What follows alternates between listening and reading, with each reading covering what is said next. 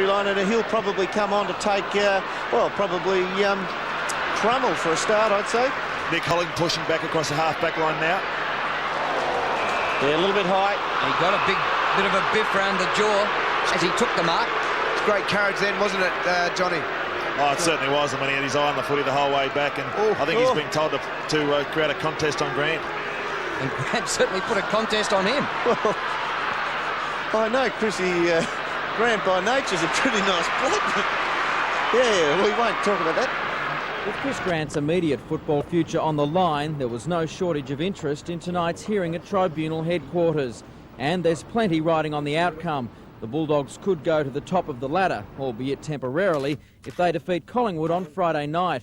Grant was booked on video evidence for allegedly striking Hawthorn's Nick Holland during Saturday's match at Optus Oval. He got a bit of a biff round the jaw. The case was brought forward 24 hours to accommodate Grant's training schedule. Chris has been fantastic, particularly the last 2 games, and he's really showing a class act, and he's a very important player for us. Bulldogs General Manager Mark Patterson joined other football identities at today's launch of the E.J. Whitten Legends game.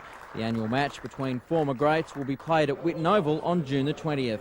I'm not going to go there and be silly, but I just want to go out there and play footy and have a bit of fun, but a bit more serious this time. Representing Crown Casino at the launch was Nick Holland, and while the star forward wasn't talking about Grant's report today, his evidence tonight is crucial. He'd be suspended for 1 week, wrecking his Brownlow Medal hopes. On the following Monday night, more than 1,000 people at the Crown Casino saw history take place. Chris Grant would poll the most votes in the Brownlow Medal, but because of suspension was ruled ineligible. The feeling was obvious. Congratulations to Chris Grant for receiving the most number of Brownlow votes for season 1997.